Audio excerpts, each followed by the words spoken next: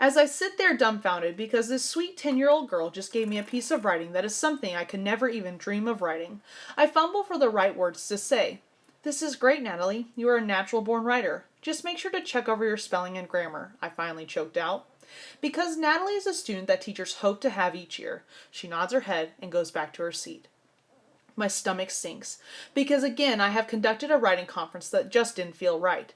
As a first-year teacher, I had no idea what I was doing, especially in writing. All of the courses that I took during my 4 years in college didn't seem to prepare me at all to teach my fourth graders, who were just as terrified of writing as I was. So having a conference with each student to help improve their writing was a struggle, and the shadow of the standardized test that was to come didn't help untie the knots in my stomach either. Fast forward a bit to the end of the school year, where I felt relieved because my students and myself had survived the school year, and I just knew that their teachers next year could help them become the writers that I knew all of them could be.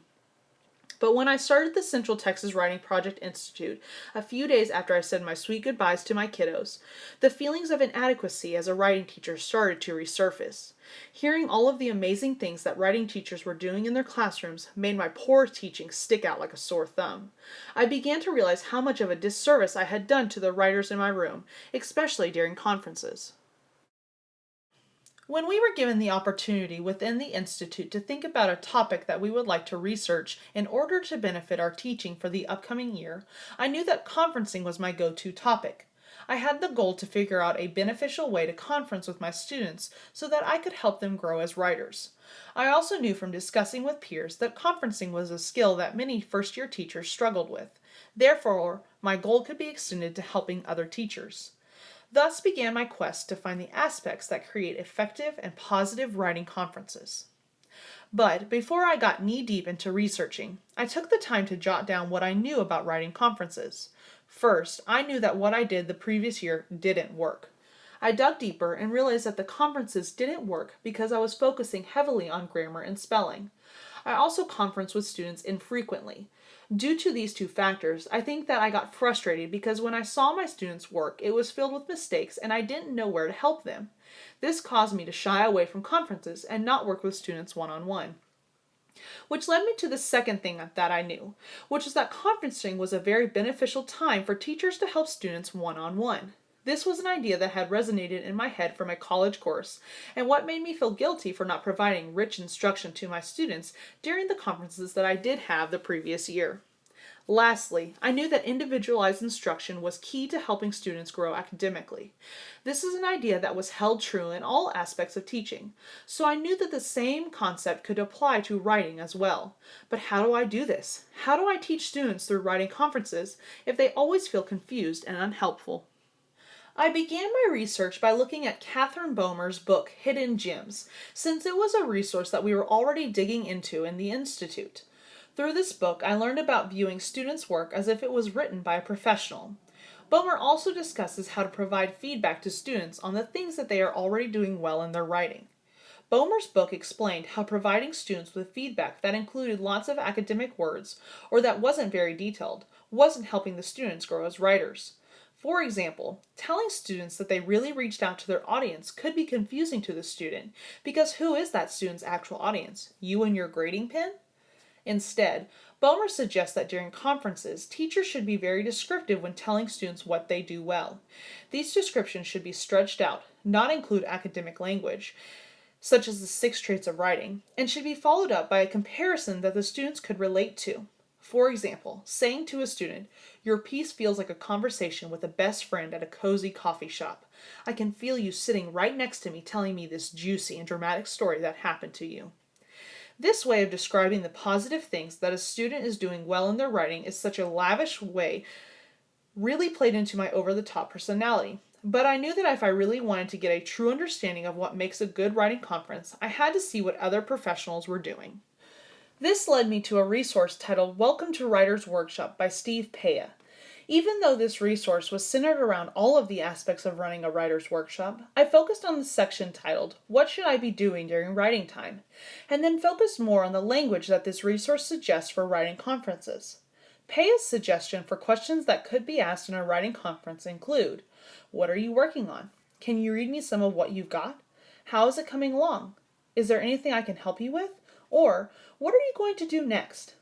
Peha describes that simplicity is key when it comes to writing conferences, that these conferences should feel like a casual conversation, and if the student needs help, they will ask for it.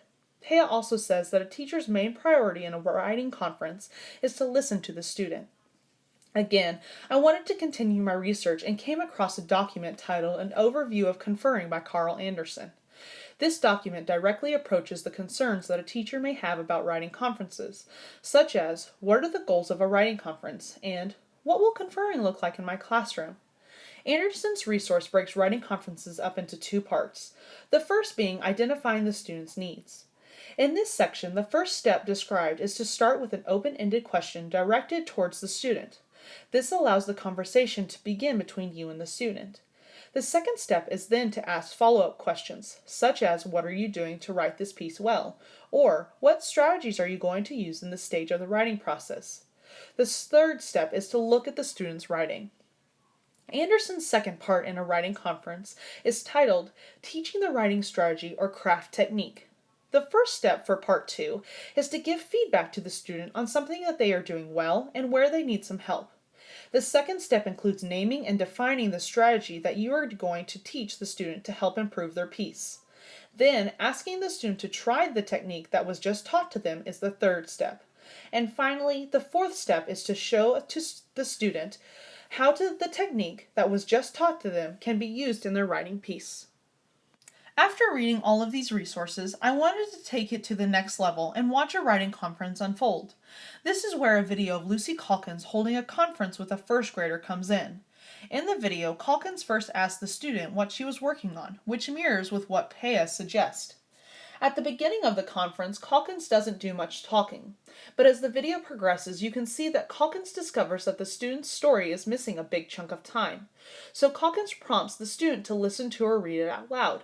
She even tells the young girl to pretend that her story was a book that she got from the library. This was done to help the first grader hear the missing details in her story. One thing that stands out in Calkins' video was that she didn't give very much positive feedback. Most of her feedback was either very generic or pointing out the things that the writer had not done well. My final step in researching was finding out what an educator who is in the classroom right now is doing during their writing conferences. This led me to emailing Debbie Hagood, an experienced 4th grade teacher in Leander ISD. Hagood says that during her writing conferences, she lets the kids lead the conference and allows the student to ask her questions about their writing. Hagood also stated in her email that her goal during writing conferences is to show her kids what to do if they get stuck while writing and she's unavailable, which helps her kids become independent writers. Without even meeting Hagood, I was able to tell that she truly is an experienced teacher of writing. After doing all of this research, I then formulated a plan to practice implementing some of the conferencing skills that I had discovered. Through the Institute, I was given the opportunity to work with kids ages 6 through 11 at a young writers camp. During this experience, I took some of the language that I read about and used it during writing conferences with the children at the camp. After testing out some of the questions and strategies to use during a writing conference at the Young Writers Camp, I took some time to reflect on what I liked and didn't like about the suggested language.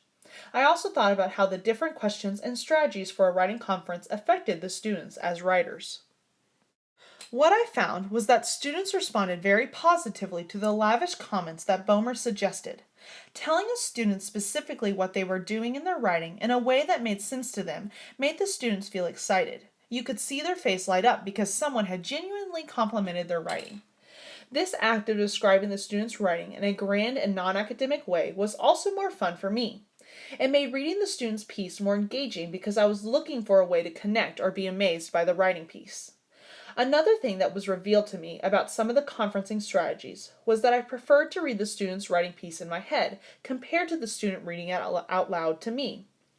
Yes, having the students sit there while I read next to them was a bit awkward, but this ensured that I was not allowing the student's personality to cover up their writing voice on the page.